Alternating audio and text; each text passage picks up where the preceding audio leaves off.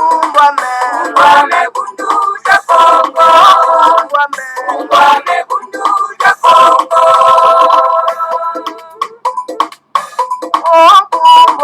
Ungwame bundu ja Kongo. Ungwame bundu ja Kongo. Kikole kukongo ya mwenye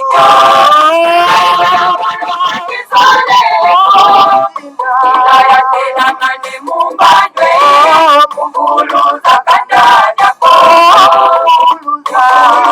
kandanya Kongo Vita Kongo ya mwenye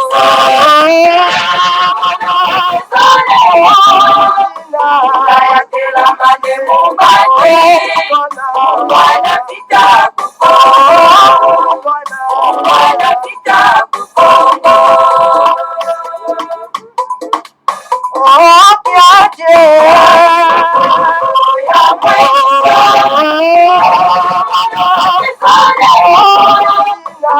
ya tena mane mumbandwe kandanya Kongo kandanya Kongo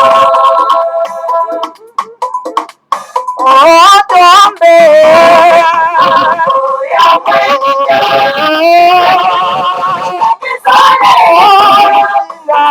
ya tena mane mumbandwe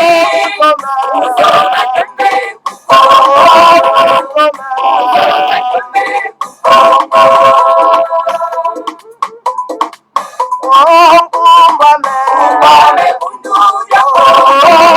Ungwame bundu ja Kongo. Ungwame bundu ja Kongo. Ungwame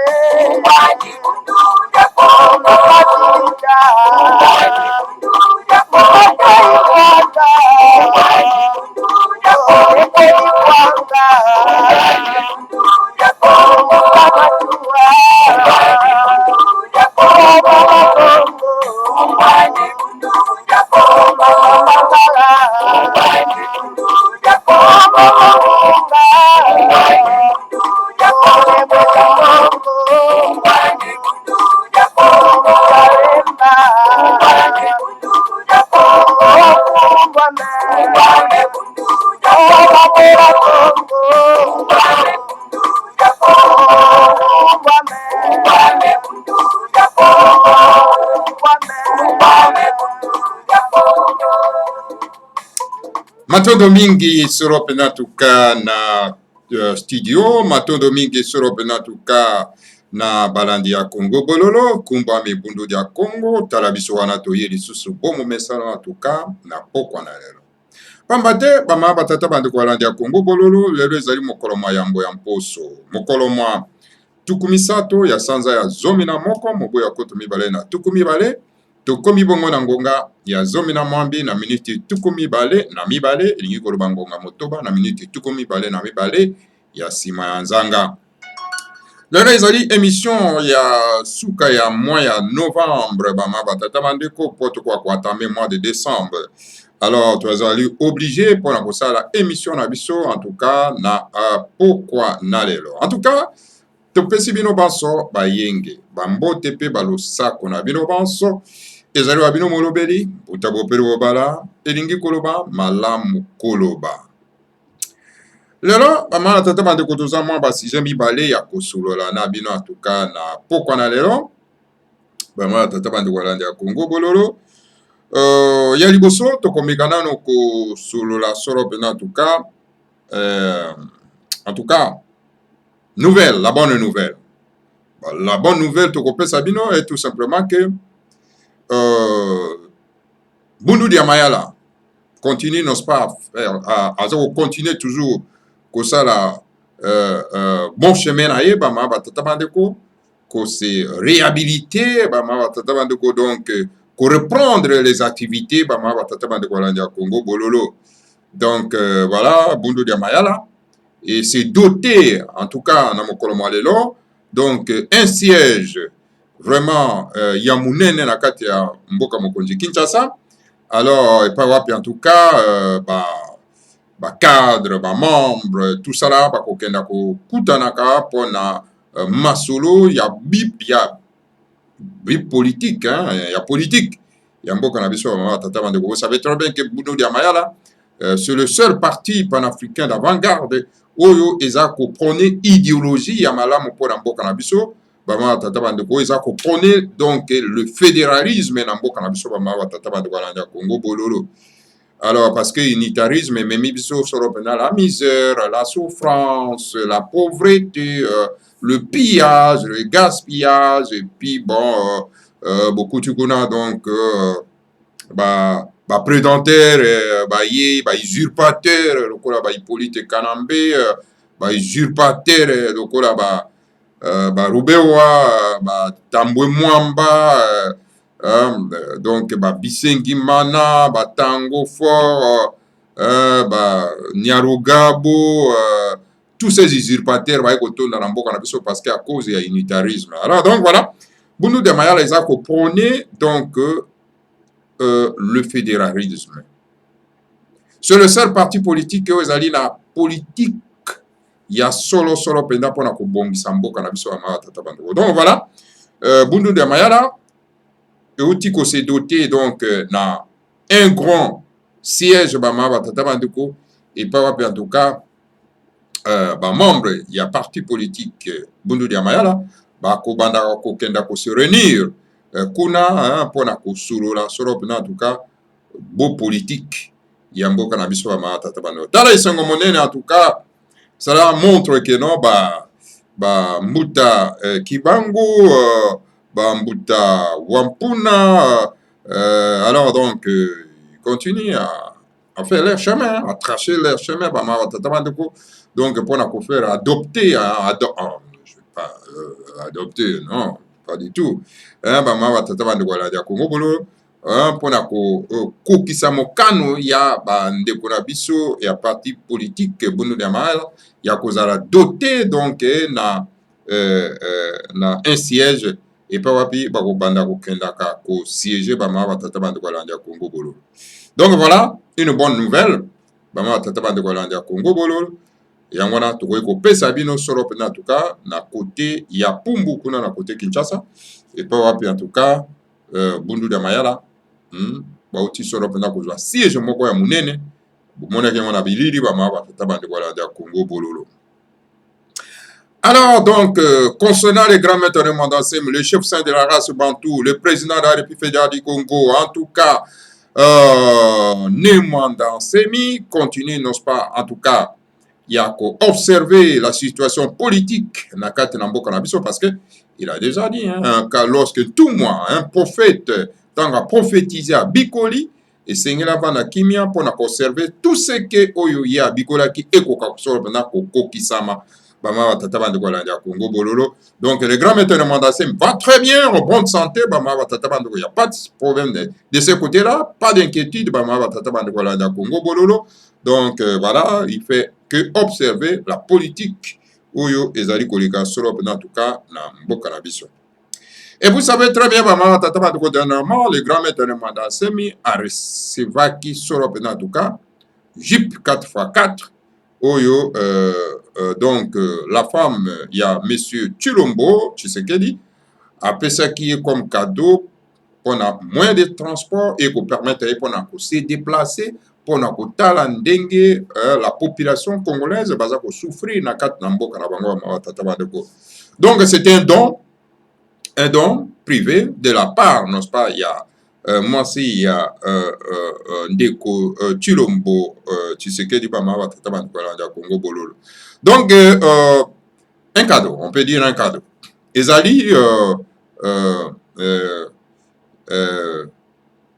likambo etali revendication a été ezali l'état congolais te moto apesi solo pendant véhicule wana esengeto yokana na place wana malamba parce que il y a toujours de mauvaises langues tout en disant que voilà les grands maîtres de Mandassem a réussi n'est-ce pas une Égypte 4x4 donc bandi ko futaye l'état congolais bandi ko futaye donc nini ba mitukana ye oyo babomaki, babukaki, badétruisaki, batata bandeko. Non, ce n'est pas l'État congolais.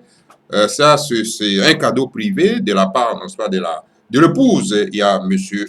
Chilombo Tshisekedi. Parce que jusque-là, donc, l'État congolais n'a pas encore honoré son engagement. Il y a qu'au foot à les 13 millions de dollars au gouvernement congolais et un engagement pour qu'au foot à en tout cas massacre. Il y a adepte à Bundu ya Congo puis destruction méchante.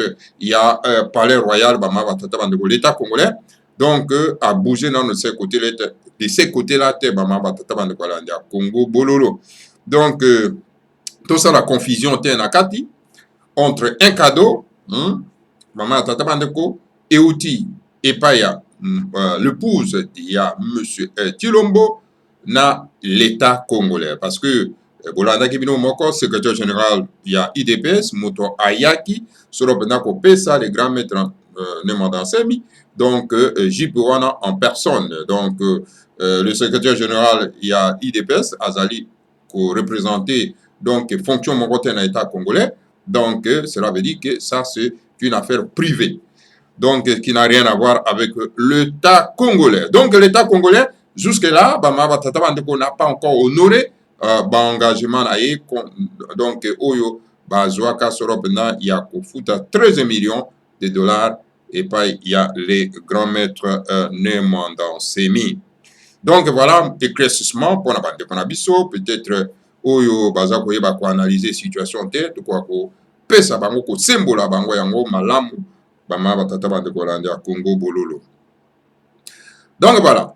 Wana ezalaki soro penda l'information pe tokokaki soro penda ko manola ko sembola pour bande kona biso ba koka soro penda ko comprendre en tout cas le geste il y a l'épouse il y a monsieur Chilombo.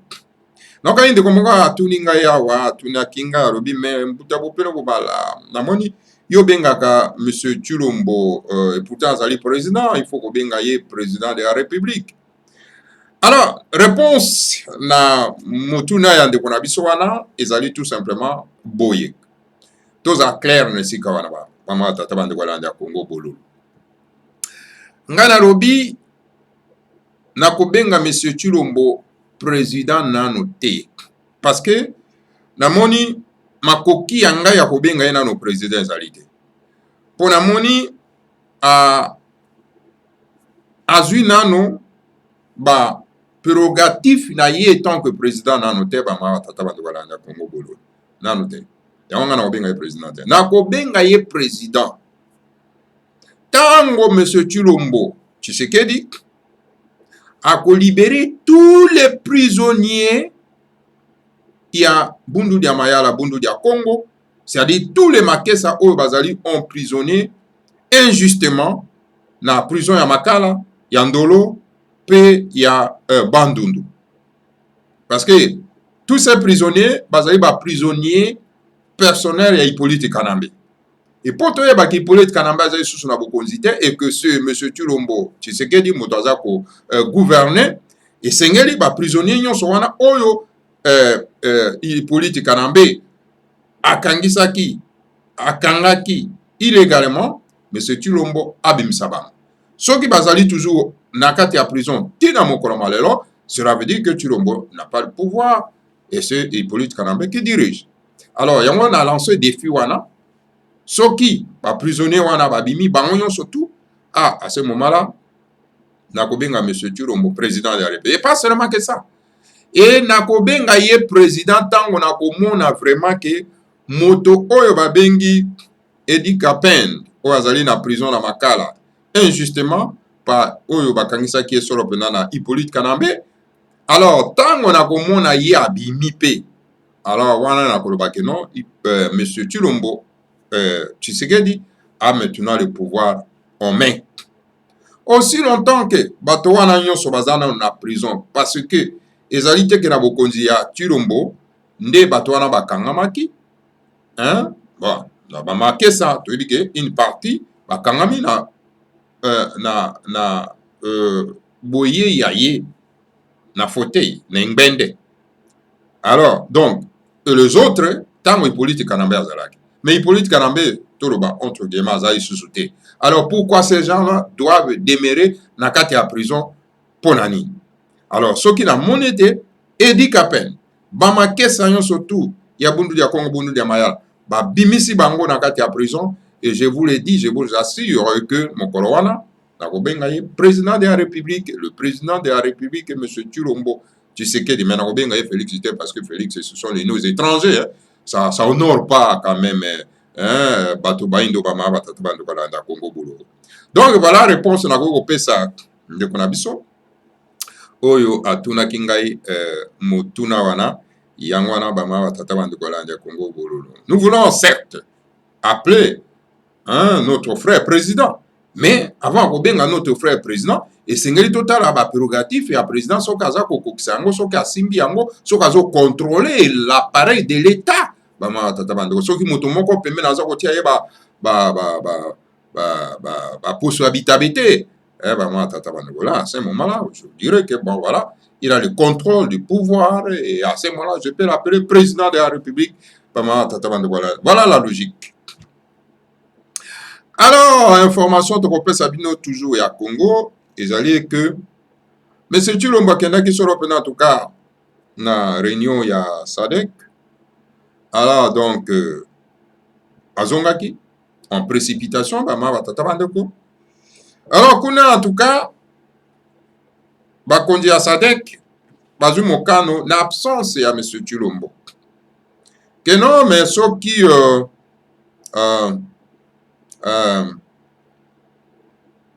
mes attentes, ce qui est l'incompréhension, ce qui est Boyo Kanezalité entre M. Tshilombo et Hippolyte Kanambe, Zobenga faussement Kabila, moi je ne sais pas les Congolais quand est-ce qu'ils vont évoluer pour appeler cette personne-là, na Kombo, papa, na maman, bapesa ye, na Kombo Hippolyte Kanambe. Bango bakoti, bakomi kokota, na kati na makambo ya Congo na lolenge ya mabe ke non écoutez soki boyo kanezalité bango bakotinda ba Soudan na bango po ete ba imposer donc la paix na kati ya mboka ba tata bande komi kaka jungle vraiment na kati ya mboka na tata bande jungle vraiment. Donc voilà décision oyo SADC bazwaki kuna na mboko ba bengi Botswana c'est ça bama batata bande ko landa Congo bolo. Donc, à l'obéissance bayokanité, bango bakoya pour imposer la paix na kati ya mboka. Donc, sengeli Tshilombo ayokana na mopayo babengi Hippolyte Kanambe na kombo ya bapaya na kombo ya lokuta Joseph Kabila. Mais mboka ezali ya M. Tshilombo Tshisekedi te na Hippolyte Kanambe te. Hippolyte Kanambe aza mopaya. M. Tshilombo aza mokolo mboka. Vous ne pouvez pas chercher à imposer Mokolomboka na Mopaya par la force que nous il faut bayoka. Ce n'est pas comme ça, bama batata bande ko la Congo bolo. Voilà en tout cas. Nesi kana to éviter ndenge nini réaction ya baimboka ekozala bama batata bande ko la Congo bolo. Et donc, monsieur Toko Mekako épinglé bino en tout cas na pourquoi les noms ezali moto babengi Bernabé. Bernabé c'est un Kadogo, un Tutsi rwandais oyo ayaki na ekeke ya Laurent Désiré Kabila. Donc oyo bayaki kobenga na solo en tout cas Kondo Maréchal Mobutu. Moto babengi Barnabé à tenir ba propos moko diffamatoire. Pas seulement que et pas à M. Tshilombo, et aussi à l'égard il y a chef saint, il y a race bantou. Cet homme-là a manqué du respect na chef saint de la race bantou, tout en disant que non, ezana batu mususu esengeli ba pondre bango. Donc, il c'est Barnabé, un étranger tout rwandais, a la déclaration. Nama belé, yaba na somi ya mboka ya Congo, nama belé, ya race bantu, nama belé ya Congo. Parce que Kinshasa, c'est un territoire tout simplement de nos frères Congo. Alors, c'est ça la déclaration wana na mabele ya race bantu na mabele ya bandeko na biso Congo na Kinshasa. Les grands maîtres de Mandasemi ont azali chef saint de la race bantu ou azako bunda etumba ya bosomi ya mboka na biso. Alors donc ye azako sala ba déclaration que non bato mosusu esengeli ba pondre bango donc ne Mandasemi esengeli ba pondre. Vous vous rendez compte de ça, maman, tata bandeko. Alors donc moto wana azako mérité, moto wana c'est kadogo, c'est touti wande oyo Laurent Désiré Kabila mema ki na kati ya mboka na biso azo mérité punition ba mama tata bandeko ya Congo bolo.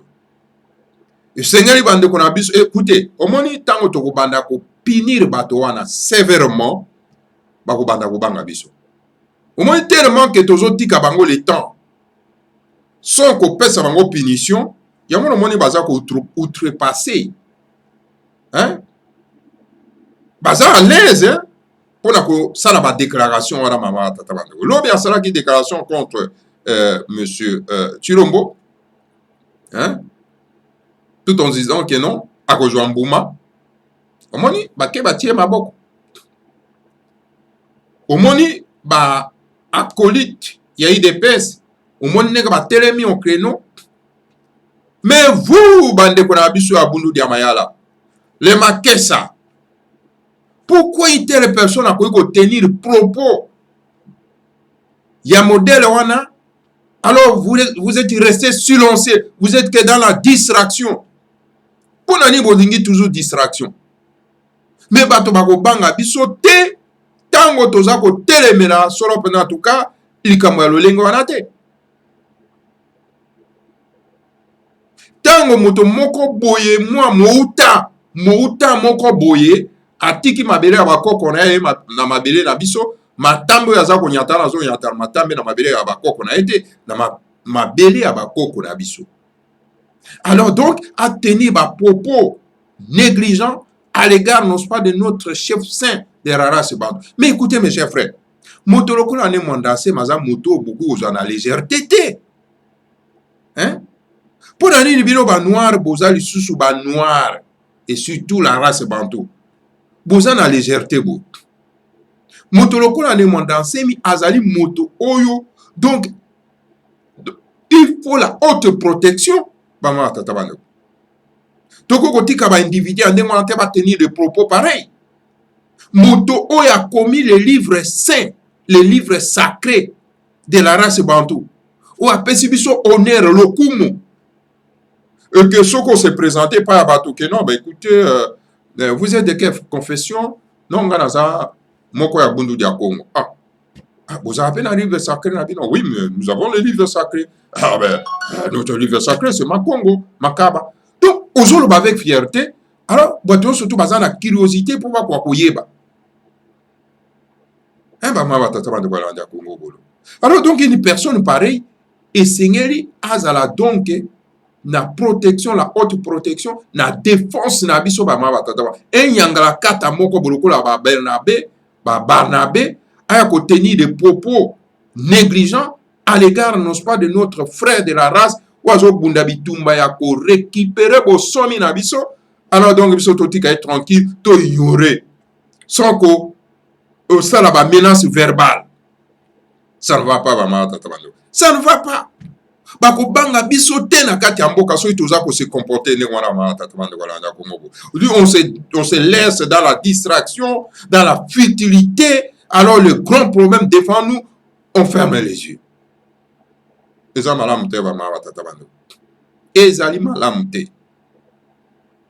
Alors donc voilà, donc à cause il y a consulté, il y a fait sa déclaration que monsieur Chilombo Sengeli babeta yembouma, alors en Nabango, ayesiko kotie maboko za suko na prison. Mais tango sali déclaration contre les grands maîtres de Mandasemi, personne ne va m'attendre. Personne. Même la bato aner na bango asali eloko te. Nyarugabo asali déclaration awa abi ke soki bolingi donc tofanda na bino te alors tokoboma na lokola banyama na mboko ezali ya ye te mopaya. Nyarugabo c'était un étranger. Alors tala bapropre ya ndenge wana me batiki Nyarugabo aza kocircule na ye librement na kati ya mboka. C'est une déclaration de guerre. Mais alors le grand maître de Mwandasemi seulement demandé asengi seulement badroit na ye. Alors donc bakamati tout une armada ya nini armée pona kokenda. D'ailleurs ce n'est pas une armée. Il y a bande de terroristes, il y a terroristes pona kokenda ko terroriser na kati ya résidence na ye. Alors donc kozwa machete pona ko papola ko pour que ba éliminer ekaka. Moto asali déclaration azo ko réclamer donc ba droit na ye. Mais tellement moto asali déclaration contre la République, a menacé la République, alors donc azo ko circuler librement. Et c'était un étranger d'ailleurs. Et puis au comment on a journaliste lokola ba Bosembe azo ko ça la défense que non azali moto na mayel etc. Voilà les escrocs journalistes le roi bato andengwa. Et pourtant il y a le même journaliste yango na kombo ya Bosembe ayambi moto wana banabe azo tenu déclaration il y a pendaison contre les grands maîtres de Mwandasemi. Alors donc azo ko seka. Voilà la race bantou, comment est-ce que beaucoup mi penda ridicule na miso abat. C'est trop ridicule. Bama tatama de Gualande à Congo bololo. Donc esengeli to mekanano ko tombola nano mitu na biso pona ete bato ba bandaka pe ko banga biso. Photo laksa ki toza bato mayele. Toza bato na boanya. Voilà. Bama tatama de Gualande à Congo bololo. Alors pona kokenda na suka bama tatama de ko. Toujours information moko abi groupe ya ba faux comment on les appelle comment on les appelle bato yo ba chef coutumier corrompu bolimbi ba mawa tatama de Gualande ya Congo bololo. Les chefs coutumiers corrompus. Si vous avez des chefs coutumiers corrompus. Balobi bazo sangana na Kinshasa na mo tozo ko banda pona ete bakenda ko installer soro pena tuka la reine nzinga kuna na kati na mbaza Congo. Quelle distraction! Ba ma tata bando. Information na to ki yango na ba réseaux sociaux bien sûr. To ko ya ko vérifier yango pe to ko ko mirir yango na ba jour ezali ko ya ba. Pona ni bande ko na biso balingi toujours distraction. Ba ngwa ko biso toujours na kati ya distraction. Pour être attention na biso ezala focaliser esika makambo ya solo ezalité et bande ko na biso pe balingi distraction baza ko kenda ko se focaliser na babiloko wana ya lolenge wana ba ma tata bande ko la Congo golo ya to senge bande ko na biso ya mbaza Congo soki bato wana ba yena ba mpese wana pona ko distraire bino. Alors donc bosimba ka ba mabanga na ba nzete ko benga na bango bena na makasi ba ma tata bande ko la Congo bolo. Alors, d'autres informations que Sabino ezali concernant solo en tout cas guerre ezali entre M. Chirombo et M. Hippolyte Kanambe. Guerre de nerfs. Alors, après l'analyse biso to sali na Congo bololo, tu as constaté que non guerre wana est comme makasi. Dès que tango ba moni était en tout cas M. Chirombo à recevoir les grands maîtres de Mwandasemi, le chef de la race Bantou. Oh, basimbi mutu. Balobi esili. Ne Mwandasemi akeko pesa oncle na ye, noko na ye, neve na ye plutôt, je veux dire, Beki Nguya. Alors, bango bamoni indire que bamoni, on dirait, bamoni vraiment que non, ba yeko perdre vraiment donc influence na bango na kati ya politique ya Congo. Yango no moni donc guerre komi penda makasi entre M. Chirombo na Hippolyte Kanambe na groupe ya bakorabo baza na kati ya FCC bama tata bande Gualande ya Congo bololo. Mais c'est pas quoi koyeba ke eloko na eloko ezaka de bandeli pe na suka na yango. Hein? Ne va comprendre que non, mais écoutez, azalaki solo pena en tout cas na bubungi, balaki kumema ye solo pena en tout cas na matiti contre son oncle Nemanda Semi. Alors donc il a compris, ali noko yaka nano awa to surola. Opesa no nga makanisi ya malamu, oyo nga na koyi kobongisa mboka pa ba groupe ya ba bandi wana, bazo tia nga ba peau de banane. Hein? Alors, le Nokake, au secours, n'est-ce pas, il y a son évêque, oyo donc, bakosaki ye, bakosaki ye na bapaya wana, bama tata bandeko. Alors donc, et voilà.